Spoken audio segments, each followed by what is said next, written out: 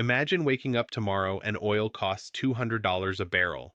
Not in a war game, not in a think tank simulation. In reality, your fuel bill doubles overnight. Airlines cancel flights, supply chains collapse, and governments that borrowed trillions start defaulting.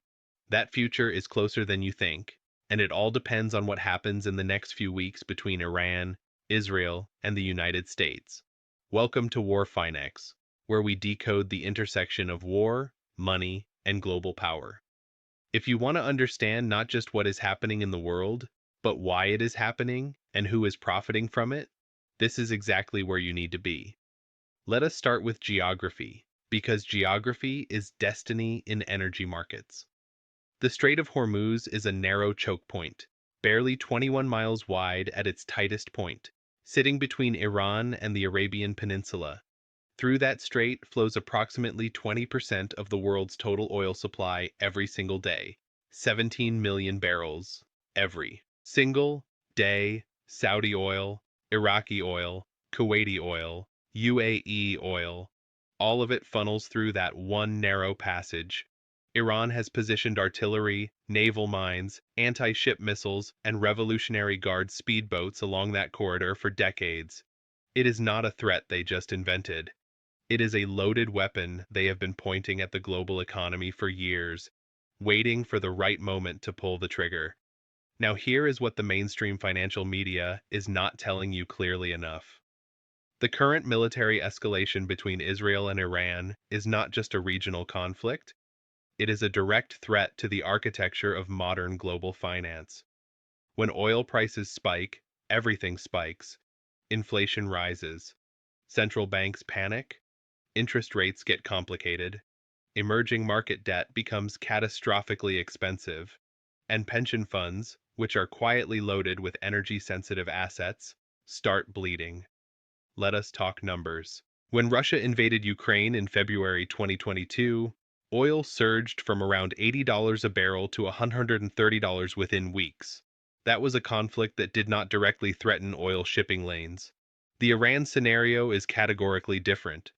If Iran closes the Strait of Hormuz, even temporarily, analysts at JP Morgan, Goldman Sachs, and the International Energy Agency have all privately acknowledged that oil could breach $150 to $200 a barrel within days. Not weeks, days. Because oil markets do not wait for events to fully unfold. They price in fear the moment the missiles start flying.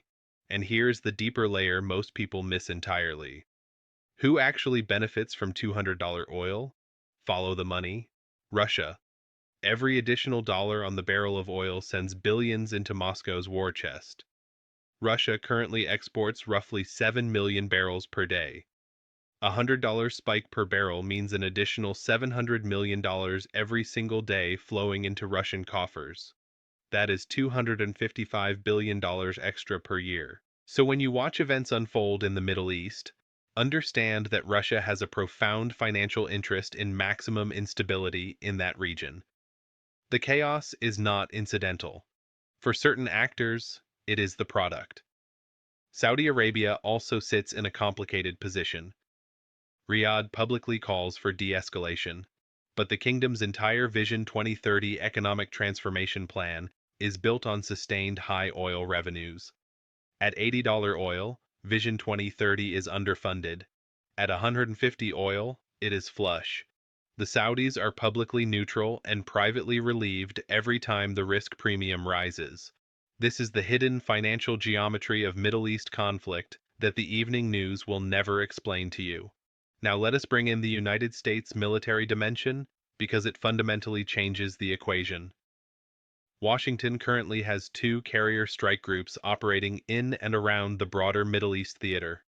Each carrier group carries more firepower than most entire nations. But the United States is caught in a strategic contradiction.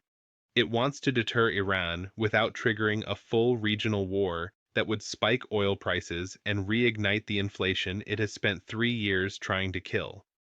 The Fed is not going to cut rates into a $180 oil price environment. The American consumer is not going to survive a second inflationary wave driven by energy costs. This is why the Biden and now the current administration's calculations are so extraordinarily difficult. Every military option carries an economic consequence that plays out directly in American voters' wallets. Iran understands this vulnerability perfectly. Tehran's strategy is not to win a conventional war against the United States. They know they cannot. Their strategy is to make the cost of confrontation so economically painful for the West that Washington backs down or negotiates from weakness. It is economic warfare dressed in military clothing. Let us talk about the proxy architecture, because Iran does not need to fire a single missile from its own territory to achieve maximum disruption. The Houthi attacks on Red Sea shipping have already rerouted 15 to 20% of global container traffic around the Cape of Good Hope. That adds 10 to 14 days to shipping routes between Asia and Europe. Hezbollah in Lebanon has 150,000 rockets pointed at Israel's economic heartland. Hamas continues to drain Israeli military and financial resources, and Iranian-backed militias in Iraq are positioned to threaten the oil infrastructure of the broader Gulf. This is a multi-front, multi-proxy economic siege, and it is working. Shipping insurance rates in the Red Sea have risen by 1,000% since the Houthi campaign began. That cost gets embedded in every product that travels through those lanes. You pay for it at the supermarket. You pay for it when you order something online. This is how modern war reaches into your kitchen without a single bomb falling on your city. Now let us bring this into the near future scenario analysis, because that is where Warfinex distinguishes itself from ordinary news coverage. There are three plausible trajectories from where we stand today. In the first scenario, both sides blink. Diplomatic backchannels, likely involving Qatar and Oman as intermediaries, produce a quiet de-escalation agreement. Oil pulls back from its risk premium. Markets recover, the world exhales, but the underlying tensions remain completely unresolved, and we end up back here in 12 to 18 months with higher stakes. In the second scenario, there is a limited Israeli strike on Iranian nuclear or military infrastructure. Iran retaliates with precision missile strikes and activates its proxies, but both sides are careful not to cross the threshold that triggers direct U.S. military involvement. Oil spikes to $120 to $140. Markets go into a sharp but short correction. The world enters a sustained elevated risk period where capital flows out of emerging markets and into dollar-denominated safe havens. This is actually the most likely scenario, according to most intelligence assessments as of now. In the third scenario, miscalculation. One strike goes too far, one retaliation kills too many. The United States gets drawn in directly. Iran announces it will mine the Strait of Hormuz. The global economy enters the most severe energy shock since the 1973 Arab oil embargo. Oil hits $200. Inflation returns to 10% across the developed world. Stock markets in the US and Europe drop 25 to 30%. Several emerging market economies default on their dollar-denominated debt, and the geopolitical order that has governed global trade since World War II begins fracturing in ways that cannot be put back together quickly. The difference between Scenario 2 and Scenario 3 is a matter of centimeters. One miscalculated strike, one pilot who misjudges his target, one naval commander who fires in self-defense. Crises of this magnitude do not always unfold through grand strategic decisions. Sometimes they begin with a single human error. Now, here is the intelligence layer that almost no one is talking about. China is watching all of this with extraordinary interest and zero intention of intervening to stop it. Beijing has been quietly stockpiling oil reserves at historically aggressive rates. Chinese state entities have been purchasing discounted Iranian crude through shadow fleets for years, circumventing Western sanctions. A crisis that spikes oil prices punishes Europe and America, while China's diversified energy supply chain and strategic reserves give it a significant buffer.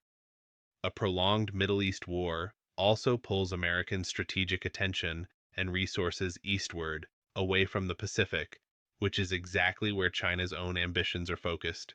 The Taiwan Strait, the South China Sea, the contest for influence in Southeast Asia. From Beijing's perspective, maximum American distraction in the Middle East is maximum Chinese strategic opportunity. This is multidimensional geopolitical chess being played at a level of sophistication that 3-minute news segments simply cannot capture. So, what does the smart money actually do in this environment? This is not financial advice, and we are not a financial advisory service, but we can tell you what the data shows. Energy sector equities tend to dramatically outperform during sustained oil price surges. Defense contractors see multi-year revenue visibility when conflicts escalate. Gold and physical assets historically attract capital during geopolitical uncertainty, and certain currencies, particularly the Swiss franc and, in some scenarios, the Japanese yen, serve as traditional safe haven instruments. Meanwhile, airline stocks, logistics companies, consumer discretionary businesses, and heavily indebted emerging market governments tend to be severely punished. Understanding these flows is not about profiting from tragedy. It is about understanding the real-world consequences of geopolitical decisions on the financial infrastructure that every single person on this planet depends on. Here is the bottom line. The world is standing at an inflection point. The Iran crisis is not just a Middle East story. It is a global economic story. It is a story about who controls the flow of energy, who profits from that control, and who gets devastated when that flow is interrupted. It is a story about the hidden architecture of power that operates behind the news headlines. And it is a story that is going to define the next decade of geopolitics and finance. If this kind of deep, intelligence-grade analysis is what you have been looking for, then you are in the right place. Hit that subscribe button right now, because the next video is going to go even deeper. We are going to show you the exact financial mechanisms Iran uses to fund its proxy network despite decades of sanctions, and how that shadow economy is far larger and far more sophisticated than Western governments publicly acknowledge. You do not want to miss that. Subscribe, turn on notifications, and join the WarFinex community where we follow the war, follow the money, and follow the truth wherever it leads.